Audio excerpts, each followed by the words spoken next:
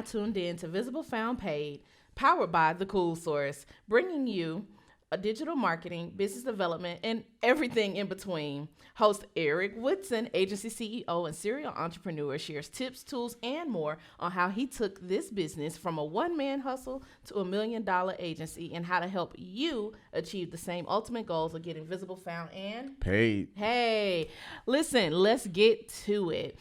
This is episode 6, where we're going to talk about Eric's humble beginnings, but just really starting off doing everything. Well, not just mine, some things that we're going through and dealing with now with other people. Yeah, but it started with you to how we even got here. So you developed our original website. I really would. Yeah, you laughing. Let me tell y'all why he laughed like that. We're going to have to splice in a clip on YouTube. Yeah, totally. Like, go back and see a video clip of this. I don't know if we have it in our archives. You should always have a business archive. No, I can pull it up. You can pull it up? Yeah, okay. There's a site you can use. Please. Wayback Machine or something like that, yeah. You know how, like, now on social media, everybody's doing, this is how I started and where I am today? Our website. We should do that. We should. There we go. I like that. Yeah. The website with what did you say? It sucks, and it had like a lemon on it. It was like this play on. Does your marketing suck? Does your marketing something like suck? That. Right. Yeah. Well, I don't even know where I found those images. Yeah. And you had the original site you started in 2012? I think I built it in 2012. So imagine, okay, so guys, if you're listening to this, think about everything they traditionally tell you to do. Like, people run out and spend all this money on, I got to get my logo, I got to get my branding, I'm going to get my website, I'm going to get all this stuff done. And you think, okay, great. Once I build it, they'll come. And that's not necessarily true, nor is that how people build businesses and make millions necessarily, because you didn't do that, Eric. No, I built the site. I did the best I could do. Yeah. It went live. Crazy thing, I was getting leads through the site, all of that good stuff. It wasn't the best, but at the time, it wasn't the worst either. Like, I saw it work at the time. Yeah. Then I actually, the site was ranking well. Then I actually stopped. I stopped my SEO efforts. I didn't want the site to rank. Like, if you Googled the Cool Source, I wanted to come up, but I didn't want to come up for other things because I was getting so many requests for proposals. And I was spending so much time doing that and not doing the work. That's good. So you were very mindful of what kind of traffic you were getting and how the site would those proposals. I mean, and that's the thing, when you're thinking about business before you get into business, right? That's what you want. People are seeking your services. Hey, can you send me a proposal? Can you send me a proposal? Yeah. So I was getting those every day, and I was like, oh, this is great. I'm submitting all these proposals, but I wasn't closing them. It was almost like people were checking a box. Maybe I have to have 3 people. Maybe I was the third one. Been there at the time. So it was just a lot of work. And I said, I need to figure something else out. Okay. So you knew that, okay, this isn't working, and you took on a different approach or model to how you wanted to close business, not just pitch a bunch of business. And that plan didn't necessarily include the website. How did you pivot to build and then come back and revisit the site? Because we're building up to something, guys. Well, I never revisited the site. No, that's the point. Thank you. That's what I wanted to hear you say. Why? Like, you left the site. You're like, look, this is not working. You went to a different model of closing business, which was what? Just referral, doing good work. Okay. Doing good work. And in my mind, it was like, okay, if I do really good work and I take care of people, they'll tell other people. Right. And it worked. So I got so busy, I didn't, you're creating all this stuff for other people, but your stuff is not, I'm making everybody else sexy, but my stuff wasn't sexy at all. It's like, I've been seeing that a lot. There's a meme like, this is me looking all glamorous, whatever, and this is my hairdresser, or this is my makeup artist, like they're looking busted or whatever, and it's like, it's always the service provider that's like, my stuff comes last. Correct. Right? Correct. So it was plenty of work. The faucet was wide open, and, still is. It was just, I didn't have time to revisit. I was doing this myself. So I'm like, I got work coming in. I'm good. I'm happy. So fast forward till 2020-ish, and you finally said, okay, it's time to touch this site. It's time to do something with what brought your attention back to that? It's like, Well, you I said, mean, the business is growing. yeah, I always knew I needed to do it, Yeah. but it's taking time to do it was the issue. You know, you're figuring things out. You're still running things on your own, or you have a limited team. So as the team started to grow, it was like, okay, we have more people. Now we could go back and dedicate some resources to. It wasn't the money; it was just the time. Like, I could have paid somebody to do it, and it's like, but I still, well, we need content from you. Right. We need this from you. They still going to need me. And I was like, I don't have the time to do that. So once the team got bigger, we had more resources internally. It was like, okay, let's go ahead and do this. So I remember one particular situation. You and I were sitting in a room with the client, across from a client, and someone asked about the website. And you're like, no, don't go to the website. When did you know from a client perspective? Because you've shared that before, like, hey, I may have lost business or not. Yeah, I tell people that all the time. Yeah, I don't know. Yeah. Like, I don't know if I ever lost business because of the website.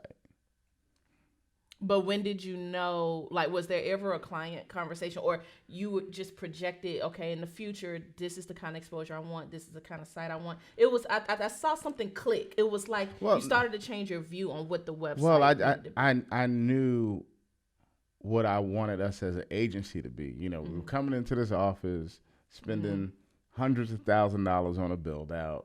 You know, you want, that's like you have a fresh suit on, and you got dirty drawers. You know, actually it might be worse. You got a fresh suit and dirty shoes, because people can see it. They might not be able to see your dirty drawers. Match. That don't line up. Exactly. So, you know, for me, it was like, I need to, you know, we got this office, we have all this gear, everything is looking good. We want to project out. What do we want to project out into the world? That's good. And that was really the key for me. But as far as business or losing business, or like I said, I don't know. Nobody's ever come to me and said, yeah, I want to do business with you, but your website was trash. So, Eric, I had a coach and mentor tell me once that you need to look at your website like one of your employees. And you need to learn how to put it to work 24 hours, 7 days a week. Right. So elaborate on that. I love that analogy. Like, before, because most of you have a website without even making your first hire yet. So that's your digital storefront. Oftentimes, that's the first thing people come in contact with. And, you know, we just had this conversation for 5-7 minutes, but I didn't do that. I didn't take that route. I wouldn't advise other people to do that. I mean, some of it is luck. Some of it was, you know, if you make people money, they look the other way on something. You know, it's like, yeah, this dude's website is trash, but he's making me money. But you wouldn't advise other people to go there. No, that's no. Okay. It was a gamble, and it worked out for me.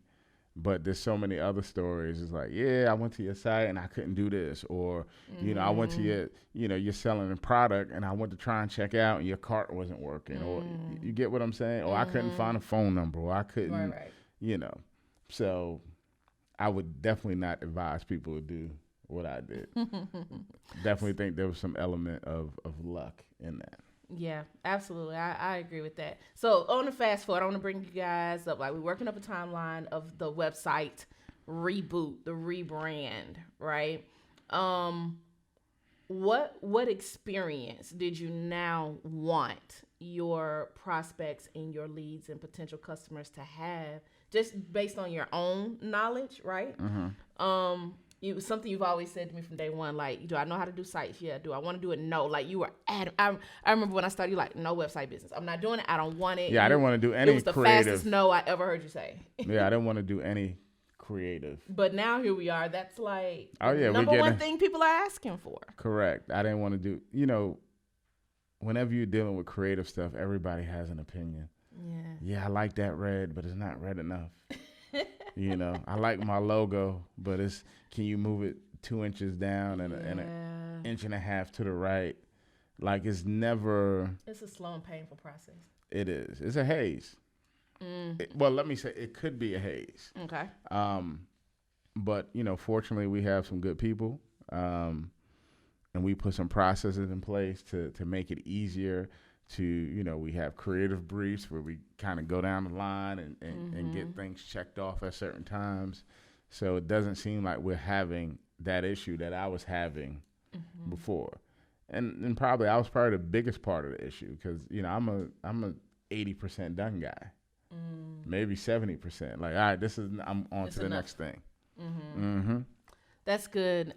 Whereas something like that, you need to be, all the way in. Exactly. Yeah.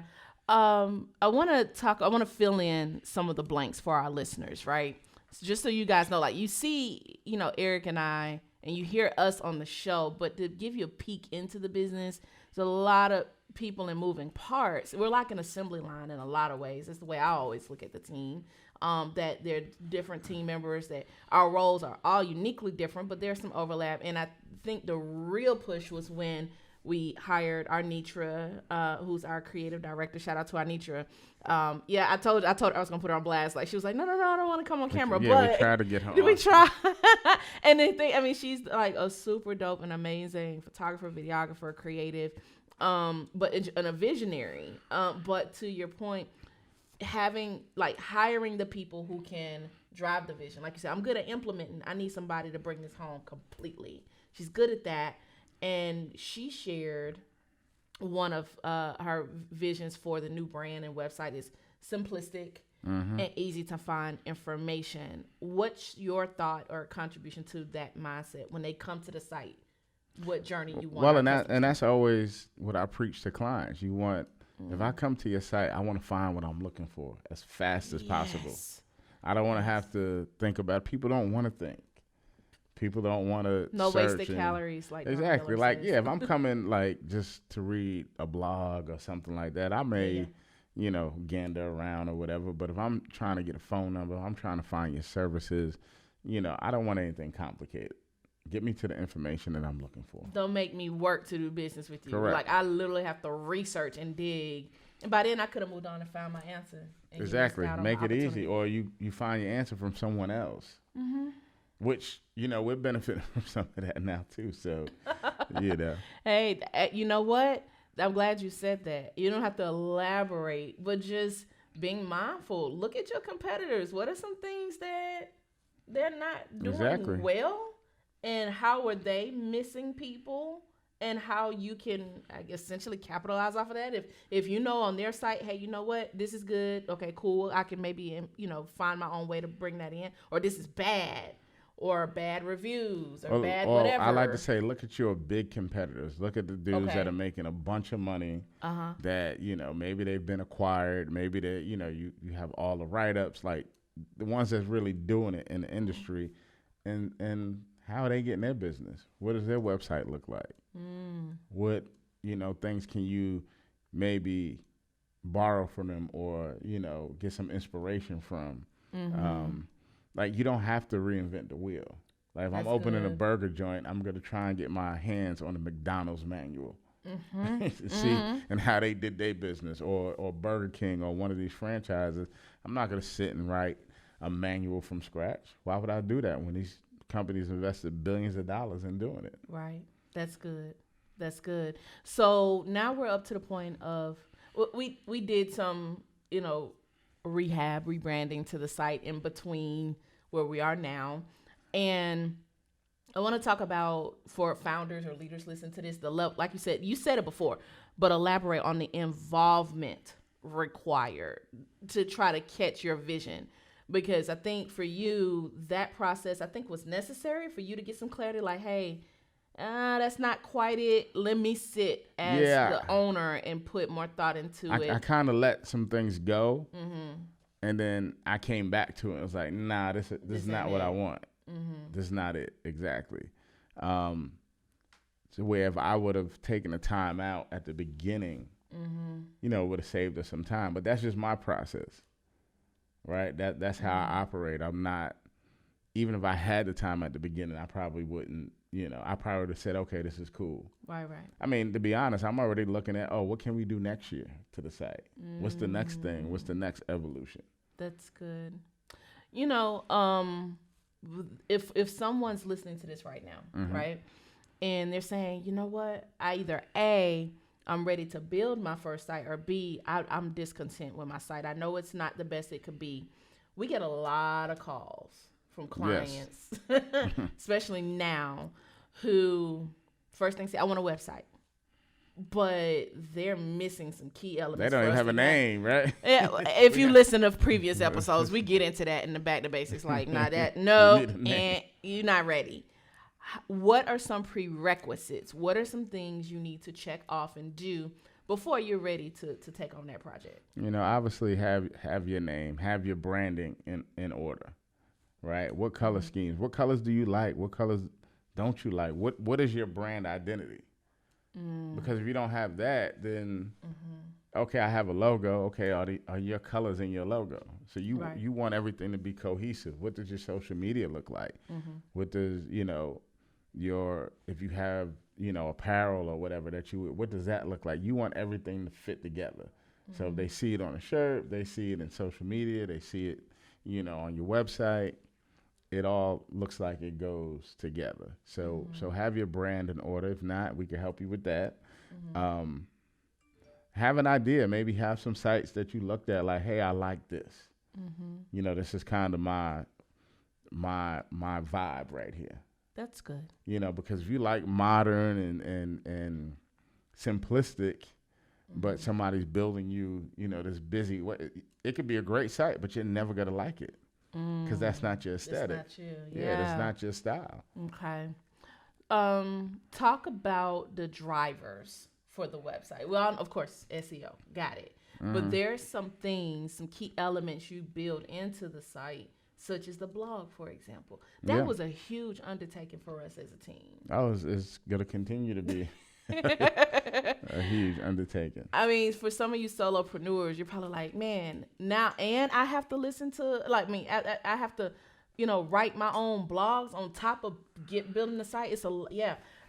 How does a blog contribute to the performance of a website? Well, I mean, touching on what you said earlier, SEO, so more content, more opportunities to rank that content, more often your site is showing for certain keywords equals more traffic.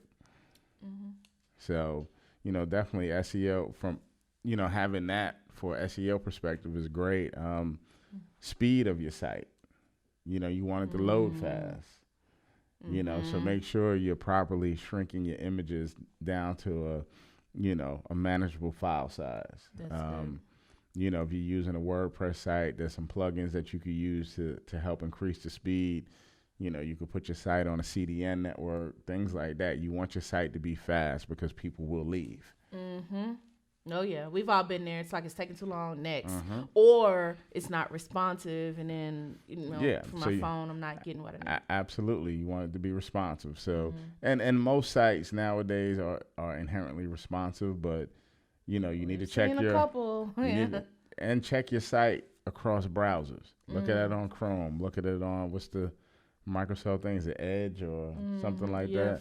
Look at it on an iPad. Look at it on your Android device. So you need to look at it across different browsers, different operating systems, and make sure everything is loading properly. Because we hear that issue a lot too. Like, I have a site, but it's messed up over here. Or this button is not working over there. So you constantly have to test.